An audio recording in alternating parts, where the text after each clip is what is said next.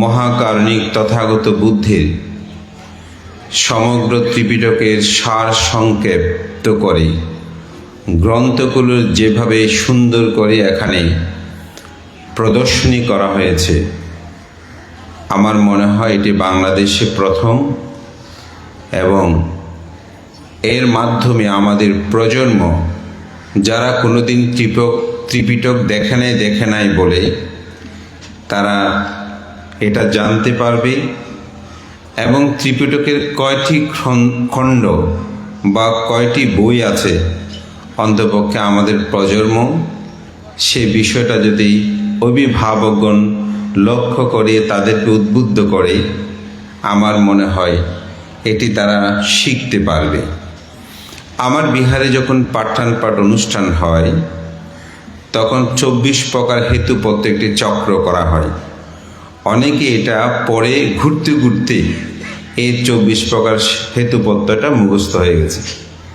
তা আমি বলবো আমাদের পরম শ্রদ্ধেয় এই অনুষ্ঠানে যিনি নেপথ্যের অন্যতম কারিগর, বাংলাদেশ সংঘরাজ ভিক্ষু মহাসভার মহাসচিব, আন্তর্জাতিক খ্যাতিসম্পন্ন সাংঘিক ব্যক্তিত্ব, পটিয়া কেন্দ্রীয় বৌদ্ধ বিহার প্রকল্পের অন্যতম রূপকার মহোদক্ষ পরম শ্রদ্ধেয় ডক্টর সঙ্গপ্রিয় মহস্তবীর মহোদয়, তিনি নেপথ্যে থেকেই পুণ্যময় অনুষ্ঠান আয়োজনের একটি অসাধারণ, আমি মনে করি প্রজন্মের কাছে বুদ্ধি বৃক্ষ রোপণ করার প্রত্যয়ে তিনি যে ত্রিপিটক প্রদর্শনীর মাধ্যমে ত্রিপিটক গ্রন্থের সার সংক্ষেপগুলো তুলে ধরে প্রতিটি গ্রন্থের নাম বড় করে ছাপিয়ে আমি মনে করি এক অনন্য দৃষ্টান্ত স্থাপন করেছেন।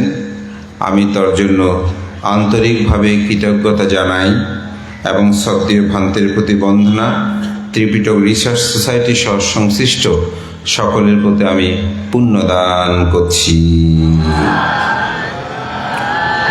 মহাকারণিক তথাগত বুদ্ধ দীর্ঘ 45 বছর পর্যন্ত ধর্মদান করার পর কুশিনারার শালবৃক্ষ বনে যখন তিনি মহাপরিনির্বাপিত হলেন, তখন যারা স্মৃতিমান তারা স্মৃতিতে নিমগ্ন, যারা সমস্ত আশাবাদী ক্ষয় করেছেন তারা বুদ্ধের এই অনিত্যতাকে উপলব্ধি করছে, যারা পৃথক জন তারা অনেকেই কান্নাকাটি করছে। কেন তথাগত বুদ্ধ পরিনির্বাপিত হলেন? জগৎগুরু মহাকারণিক তথাগত বুদ্ধকে আর তো দেখার সুযোগ আমরা পাব না।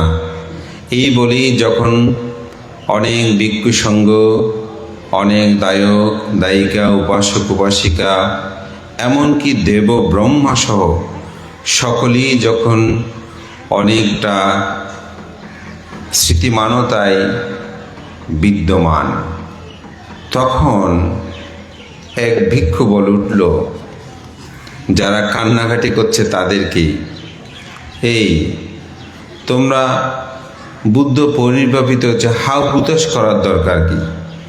উনি জীবিত থাকতে এটা করো, ওটা করবে না, এটা করলে পাপ হবে, ওটা করলে পাপ হবে না, এইভাবে প্রায় সময় তিনি বিভিন্ন শিক্ষাবোধ দিতেন। এখন তো তিনি পরিনির্বাপিত হয়েছেন, এ কথা বলার আর কেউ নাই। আমাদের মনের যার যেমন ইচ্ছে আমরা তেমন করে চলতে পারবো, সুতরাং এত কান্নাকাটি করার কি আছে? এই কথাটাই মহাকারণিক তথাগত বুদ্ধের সে অন্যতম শিষ্য দ্যুতঙ্গ শ্রেষ্ঠ হিসাবে যিনি খ্যাত মহাকাশ্যপ মহস্তবীর মহোদয়ের কর্ণগোচরে প্রবেশ করলেন।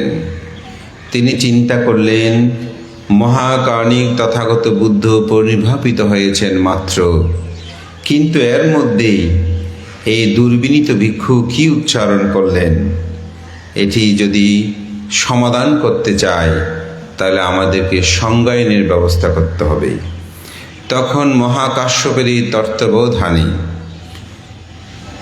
মহাকারণিক তথাগত বুদ্ধের ধর্ম বিনয়গুলো একত্রিত করার জন্য তৎকালীন সময়ে সে রাজা অজাতশত্রুর পৃষ্ঠপোষকতায় সপ্তপূর্ণী গুহায় প্রথম বুদ্ধের পরিনির্বাণের 3 মাস পর প্রথম বৌদ্ধ সঙ্গীতি অনুষ্ঠিত হয়। সেই অনুষ্ঠানে সঙ্গীতির 500 অরহত ভিক্ষু উপস্থিতি হয়। সকলেই বিবেচনায় চিন্তায় সেখানে বুদ্ধের ধর্ম বিনয়গুলো সংজ্ঞায়ন করতে গিয়ে সর্বপ্রথমেই তিনি বললেন, বিনয়টাই আগে আমাদেরকে একত্রিতভূত করতে হবে। তখনই মহাকারণিক কর্তৃক 80টি শ্রাবকের মধ্যে অন্যতম সে উপালিকে, যাকে বুদ্ধ বিনয়ধর উপাধি প্রদান করেছিলেন, সেই উপালিকে বলছেন বিনয় সম্পর্কে বলার জন্য। তখনই বিনয়ধর উপালি তিনি সুদিনের পরাজিত বিষয়টা নিয়ে উপস্থাপনার মাধ্যমে তিনি সংজ্ঞায়নের কাজ শুরু হয়। যেহেতু এখানে সে বিষয় নিয়ে আলোচনা করবেন, তাই আমি বিস্তারিত সে বিষয়ে যাব না। মহাকারণিক তথাগত বুদ্ধের ত্রিপিটক শাস্ত্রে সেটা উল্লেখ আছে, বিনয় নামা বুদ্ধ শাসনাস্য আয়ু। বিনয় হচ্ছে বৌদ্ধ শাসনের আয়ু। বিনয়ং তীর্থতি বুদ্ধ শাসনাং তীর্থতি হতি। বিনয় যেখানে রক্ষিত হবে সেখানে বুদ্ধের শাসনই রক্ষিত হয়। এজন্য বিনয়ের গুরুত্ব অত্যাধিক। মহাকারণিক তথাগত বুদ্ধের এই প্রথম সঙ্গীতিতে যখন ভিক্ষু সঙ্গদের মধ্যে সংজ্ঞায়ন হয় বুদ্ধের ধর্ম বিনয়, তখন কিন্তু 2টি নাম থাকে। তখন ত্রিপিটক নাম হয়নি, তখন নাম ছিল বিনয় এবং ধর্ম। এই 2টি শব্দেই, এই 2টি ভাবেই বিভক্ত হয়ে বুদ্ধের সমগ্র ধর্ম বিনয়গুলোকে সংজ্ঞায়ন করা হয়। বুদ্ধের পরিনির্বাণের 100 বছর পর কালো অশোকের পৃষ্ঠপোষকতায় দ্বিতীয় সঙ্গীতি অনুষ্ঠিত হয়। তখনও কিন্তু ধর্ম এবং বিনয় এই 2টি ভাগে ভাগ হয়। বুদ্ধের পরিনির্বাণের 218 বছর পর যখন সম্রাট অশোকের পৃষ্ঠপোষকতায় তৃতীয় সঙ্গীতি অনুষ্ঠিত হয়, তখন ধর্মকে 2টি ভাগে ভাগ করে, একটা হচ্ছে সূত্র পিটক, আরেকটা হচ্ছে অভিধর্ম পিটক। কিন্তু বিনয় পিটক যথাযথভাবে রয়েছে। তখন থেকেই মূলত তথাগত ভগবান বুদ্ধের ভাষিত ধর্ম বিনয়কে ত্রিপিটক বলা হয়। সূত্র পিটক, বিনয় পিটক এবং অভিধর্ম পিটক। এই পিটক সম্পর্কে আপনারা সবাই জানেন। মহাকারণিক তথাগত বুদ্ধ যে ধর্ম বিনয়গুলো প্রজ্ঞাপন করেছেন, সেগুলোকে 84,000 ধর্মস্কন্ধ বলা হয়। তার মধ্যে 82,000 ধর্মস্কন্ধ হচ্ছে অভিধর্ম, 21,000 স্কন্ধ হচ্ছে সূত্র এবং 21,000 স্কন্ধ হচ্ছে বিনয়। স্কন্ধ কাকে বলে? যে শব্দ বা যে বাক্য একটি ভাবত্ব প্রকাশ করে তাকে বলা হয় স্কন্ধ। যেমন পানাতি পাতা বেরামানি শিক্ষাপদাং সমাদেম, প্রাণী হত্যা থেকে বিরত থাকার শিক্ষাপদ গ্রহণ করছি, এটা হচ্ছে একটি স্কন্ধ। আবার যখন আপনি চিত্ত, চৈতসিক, রূপ, নির্বাণ, সংজ্ঞা, সংস্কার, বিজ্ঞান, এরকম এক একটি যে শব্দগুলো ভাবত্ব প্রকাশ করে, আবার তাকে বলা হয় স্কন্ধ। যেমন সংজ্ঞা, এটা একটা স্কন্ধ। নির্বাণ, এটা একটা স্কন্ধ। চিত্ত, এটা একটা স্কন্ধ। অর্থাৎ একটি শব্দ অনেক সময় একটা স্কন্ধ হয়, আবার একটা বাক্য অনেক সময় স্কন্ধ হয়। সেজন্য বলা হচ্ছে যে শব্দ এবং যে বাক্য একটা ভাবত্ব প্রকাশ করে, তখন সেটা হয়ে যায় স্কন্ধ। এরকম 84,000 ধর্মস্কন্ধের 82,000 বুদ্ধ ভাষিত, আর 2,000 হচ্ছে তার শ্রাবক সঙ্গ ভাষিত। এই 3 ভাগে বিভক্তি এখানে আমাদের ষষ্ঠ সংজ্ঞায়ন পর্যন্ত বিষয় আছে। আমি বারবার বলতে, যার সার সংক্ষেপ আমি বলতে চাচ্ছি। তার ষষ্ঠ সংজ্ঞায়নে এসে মহাকারণিক তথাগত বুদ্ধের এই ধর্ম বিনয়কে 59টি খণ্ডে বিভক্ত করা হয়। প্রথম যে সূত্রপিটকেই বলা হচ্ছে যে দীর্ঘনিকায়, মধ্যমনিকায়, অঙ্গুত্তনিকায়, সংযুক্তনিকায়, ক্ষুদ্রক পাঠ, প্রথমে 5টি ভাগে ভাগ করা হয়েছে। আবার ক্ষুদ্রক নিকের 15টি গ্রন্থ রয়েছে। বিনয় পিটকে পারাজিকা, পাচিত্যা, মহাবজ্ঞ, চুল্লবজ্ঞ, পরিবার পাঠ 5টি ভাগে ভাগ করা হয়েছে। আবার অভিধর্মে 7টি ভাগে ভাগ করা হয়েছে। ধর্মসঙ্গিনী, বিবঙ্গ, ধাতুকতা, পুগ্গলপৈত্তি, কথাবৌতুক, জমট, পাঠ্যান, এই 7টি ভাগে অভিধর্মকে বিভক্ত করা হয়েছে। তো বিনয় পিটকে যে 5টি গ্রন্থের কথা বলা হয়েছে, এখানে প্রথম হচ্ছে পারাজিকা, এটা আবার ক্ষেত্র বিষয়ে ভিক্ষু বিবঙ্গ, আবার পাচিত্যা ভিক্ষুণী বিবঙ্গ নামেও অনেক জায়গায় এটা উল্লেখ আছে। মহাবজ্ঞ, চুল্লবজ্ঞ এবং পরিবার পাঠ, এই 5টি খণ্ডে এখানে বিভক্ত। ভিক্ষুদের শীল বিনয়গুলোকে প্রতিপালনে করার ক্ষেত্রে মহাকার্ণিক তথাগত বুদ্ধর যে 4টি পরিষদ আছে, একটা হচ্ছে ভিক্ষু পরিষদ, আরেকটা হচ্ছে ভিক্ষুণী পরিষদ, একটা হচ্ছে উপাসক পরিষদ, আর একটা হচ্ছে উপাসিকা পরিষদ। মূলত বুদ্ধের ধর্ম দর্শনে যে বিনয় পিটকটি রয়েছে, এটি ভিক্ষু এবং ভিক্ষুণীদের জন্যই মূলত এই 5টি খণ্ডে সবচেয়ে বেশি এখানে আলোচনা করা হয়েছে। গৃহী বিনয়ের কথাগুলো মূলত সূত্র পিটকের বিভিন্ন সূত্রের মধ্যে এখানে সন্নিবেশিত রয়েছে গৃহী বিনয়, যার কারণে গৃহী বিনয়ে গেলে এই বিনয়টাকে শীল হিসাবে বিভক্ত করা হয়েছে। আবার যখন বিনয় সংক্রান্ত যেগুলো মহাকার্ণিক তথাগত বুদ্ধের শিক্ষাপদ বলা হয়, সেই শিক্ষাপদগুলো আবার বিনয় পিটকের মধ্যে আলোচনা করা হয়েছে। শীলের মধ্যে বিভাজনে শিক্ষণীয় পদগুলোর একটা বিষয় আছে। ভিক্ষুদের যে জন্য 227 শীল, ভিক্ষুণীদের জন্য 311 শীল, এই 2টি ভাগে এখানে ভাগ আছে।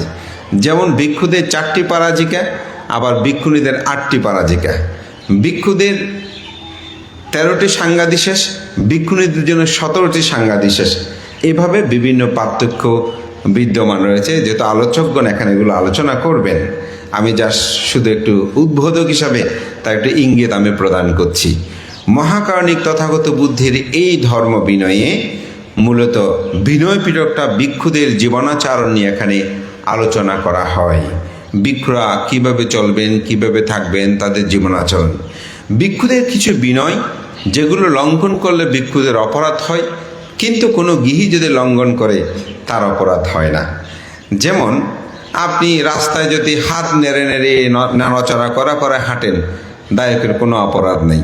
কিন্তু একজন ভিক্ষু সেভাবে হাঁটতে পারে না, তখন তার অপরাধ হয়। একজন গৃহী তিনি যখন তার জীবনাচরণে যখন ইচ্ছে তখন সে খেতে পারে, তার কোনো অপরাধ হয় না। কিন্তু একজন ভিক্ষু তিনি যখন 12টার পরে আহার আদি গ্রহণ করেন, তখন তার অপরাধ হয়। কেন? এটাকে বলা হয় শিক্ষণীয় লঙ্ঘনজনিত অপরাধ। এই অপরাধগুলো বুদ্ধ যে শিক্ষাপথ আমি কমিটমেন্ট করেছি, এটা আমি পালন করব, যখন এটা আমি পালন করি তখন আমার জন্য এটা অপরাধ হয়, গৃহীদের জন্য এটা হয় না। অনেক তরুণরা এটা প্রশ্ন করে বা জানতে চায় যে ভান্তিদের এই বিষয়টা অপরাধ হয়, কিন্তু গৃহীদের কেন হয় না? কারণ গৃহীদের এই অপরাধ হবে না, কারণ তিনি গৃহী বিনয় এটা নেই। ভিক্ষুদের বিনয়, এটাকে বলা হয় সেজন্য বুদ্ধ শিক্ষাপদজনিত লঙ্ঘন। এই বিনয়ের শাসন যতদিন বিদ্যমান থাকবে ততদিন পর্যন্ত কিন্তু বুদ্ধের শাসন চিরস্থায়িত্ব থাকবে। বিনয় যেখানে থাকবে না সেখানে বুদ্ধের শাসনের স্থিতি কখনো চিন্তা করা যাবে না। সেটা যদি আমরা একটু অবলোকন করে দেখি তাহলে উপলব্ধি করবেন। একজন ভিক্ষু খুব ভালো কথা বলে, তিনি ভালো লিখেন, তিনি ভালো চলাফেরা করেন, কিন্তু বিনয়ের তার স্খলন ঘটে, দেখবেন তাকে আর আপনি শ্রদ্ধা, সম্মান, গৌরব প্রদর্শন করবেন না। তার কথা যেমনই হোক আপনার কাছে আর সেটা গ্রহণীয় হবে না। এজন্য বিনয়ের প্রতি গুরুত্ব আরোপ করা, বিনয়ের প্রতি অনুধাবন করা আমাদের অবশ্যই কর্তব্য। আমি দু একটু উদাহরণ প্রদান করি। গতকালকেও আমি দেশনে সেটা বলেছিলাম। আমাদের একজন মহান আচার্য বিশুদ্ধচার মস্তবের মহোদয়, তাকে নিয়ে তার সপ্তাহ ক্রিয়ার যে অন্ত্যেষ্টিক অনুষ্ঠানে যে ম্যাগাজিন নিভৃতি, সে গ্রন্থের একটা লেখনীতে আমাদের সাতবাড়িয়া ব্যাপারীপাড়া রত্নাঙ্কুর সভার সে অধ্যক্ষ উপসংরাজ ধর্মরক্ষিত মস্তবের মধ্যে তার এক লেখনীতে তিনি লিখছেন যে গাছবাড়িয়া 2000 থেকে তিনি ট্রেনে করেই তিনি গাছবাড়িয়ে আসবেন। তো ওনারা দুজন ছিল, সেবকও ছিল। তো সেবককে পাঠিয়েছে যে টিকিট করার জন্য। তো টিকিট করতে গিয়ে এখন গাড়ি, তখন তো হুইসেল দিত, ট্রেনের হুইসেল দিয়েছে, দ্রুত ভান্তে উঠে গেছে। ওইদিকে সে লাইনে দাঁড়িয়েছে, দেখছে টিকিট নিয়ে যদি আসতে ট্রেন ছেড়ে দেবে, সে আর টিকিট না করে সেবকটা দ্রুত ট্রেনের মধ্যে উঠে গেছে। তো ভান্তে বলছে, টিকিট করেছ? বলছে, ভান্তে টিকিট করতে পারিনি, গাড়ি ছেড়ে দিয়েছে, আমি অনেক দৌড়ঝাঁপ করে উঠেছি। ভান্তে বলে যে এটা তো ঠিক হয়নি, মুখ অন্ধকার করে আছে। সারা ট্রেন ভান্তে আর কোনো কথা বলে নাই। কয়েকদিন পরে আবার তিনি 2000-এর জামির জুরিতে ফাঁঙে যাচ্ছেন। তো তার সেবককে বলছে, যাও 4টা টিকিট করো। তখন ধর্মরক্ষিত ভান্তের সাথে ছিলেন, বলতে বলতে আমার টিকিটটা হয়ে গেছে, আপনি 4টা কেন করতে বলছেন? বলে যে বলছি 4টা করো। তো 4টা করে ট্রেনে উঠলেন। ভান্তে বললেন, সরকারি হোক যে কোনো জায়গায় কোনো কিছু ফাঁকি দেওয়াটা উচিত নয়, তাতে বিনয় লঙ্ঘিত হয়। ধর্মপ্রাণ প্রিয় উপাসক উপাসিকা বিন্দু, অর্থাৎ যেহেতু সেটা টিকিটটা করে নাই, কিন্তু টিটিও হয়তো তখন ধরে নাই, কিন্তু তার চিত্ত জগতেই বিনয়টাকে তিনি পোষণ করেছেন, যার কারণে তিনি ওই যে 2টা টিকিট করেনি, আবার যাওয়ার সময় তিনি 4টি টিকিট করেছেন।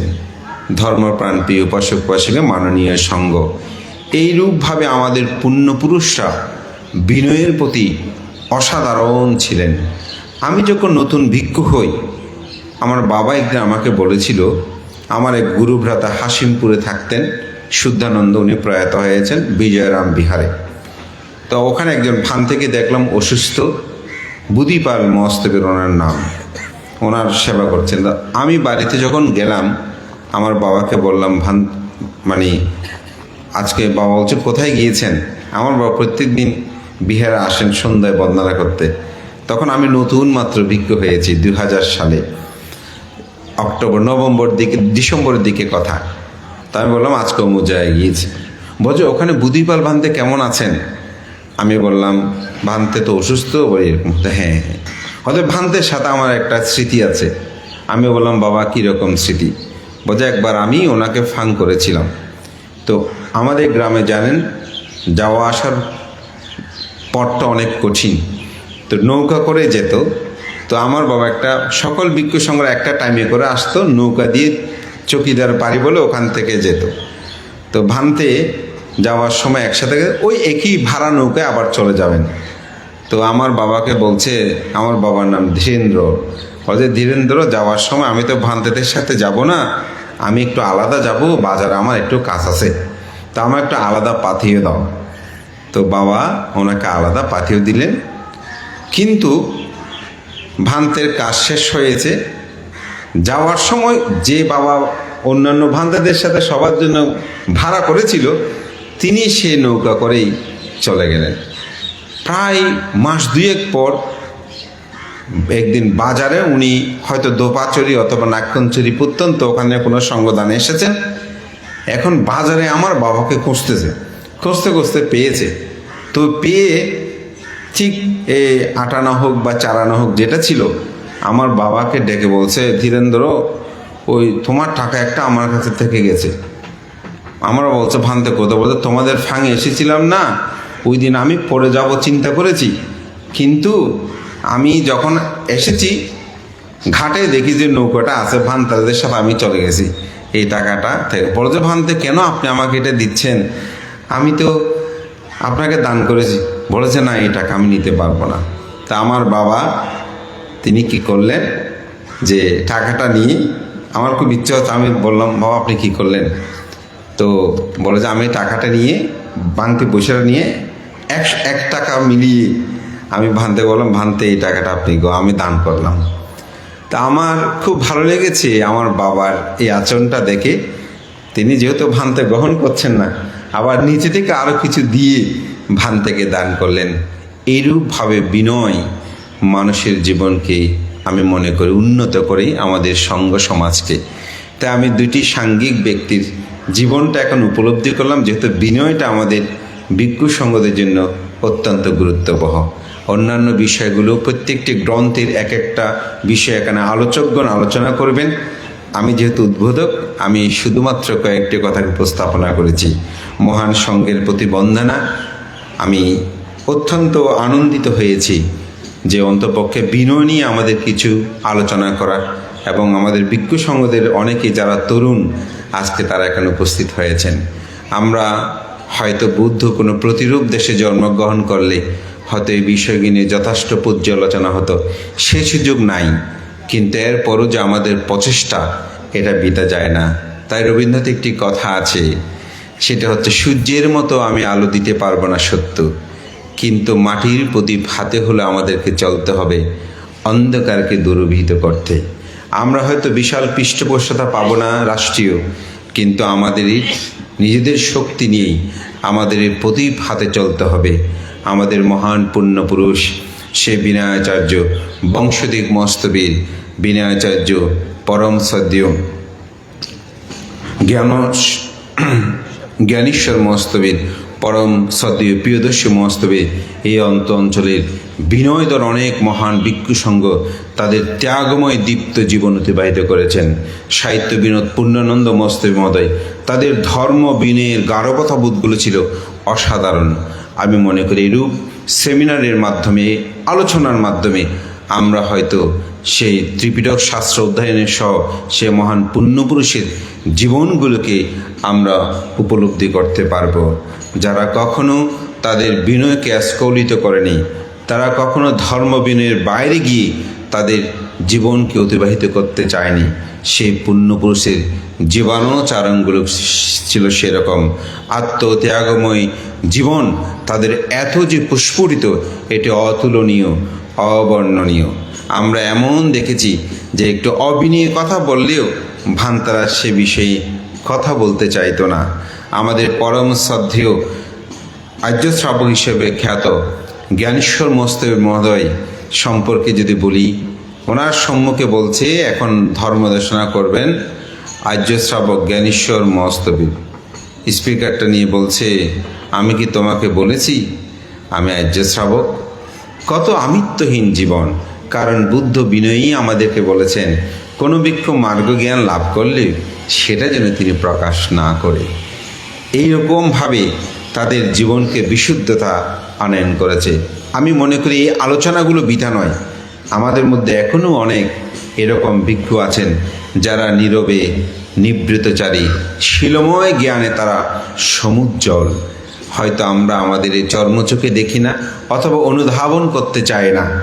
এটা আমাদের কাছে অত্যন্ত দুঃখ।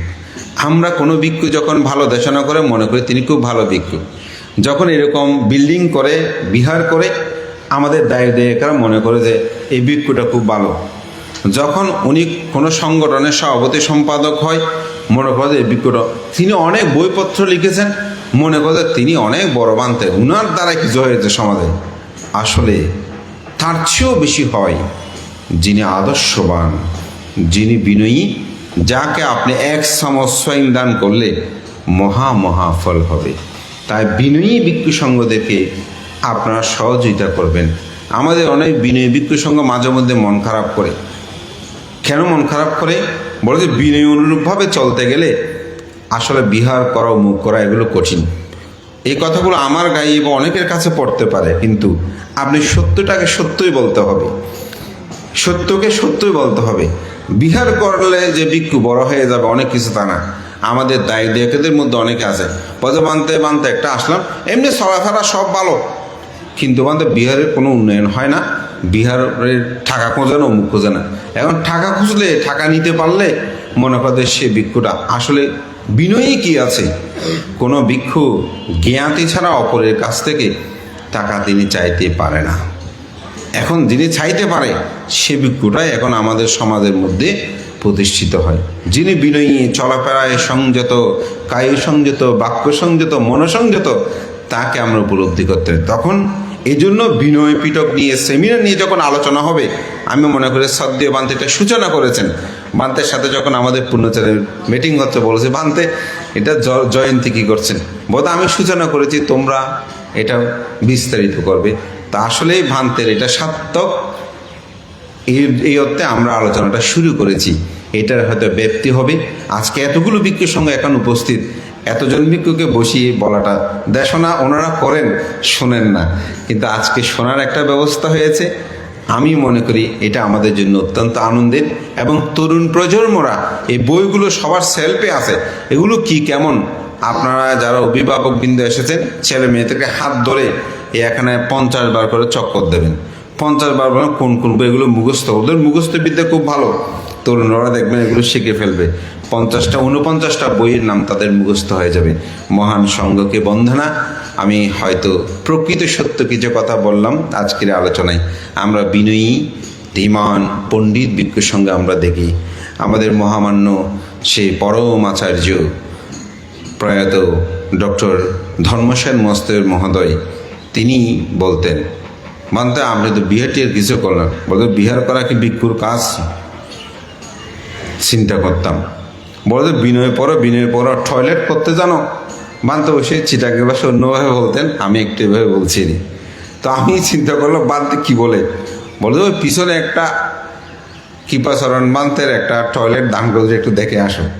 তো আপনি কোথায় টয়লেট করবেন, কোথায় পরিষ্কার পরিচ্ছন্ন করবেন, এইভাবেই আমাদেরকে শিক্ষা বিনয় তারা প্রদান করেছে। একজন ভিক্ষু কীভাবে বিনয়ী হয়, কীভাবে সংযত হয়। তা আমি মনে করি আজকের এই সুন্দর আয়োজনকে আমি সাধুবাদ জানিয়ে মহান সঙ্ঘকে বন্দনা কৃতজ্ঞতা জানাচ্ছি। এবং আজকের এই মহতি পুণ্যময় অনুষ্ঠানের বিশেষ করে বুদ্ধের শাসন সদ্ধর্মের স্থিতির জন্য যেটি সবচেয়ে বেশি প্রয়োজন, সে বিনয় পিটকের আজকের সেমিনারের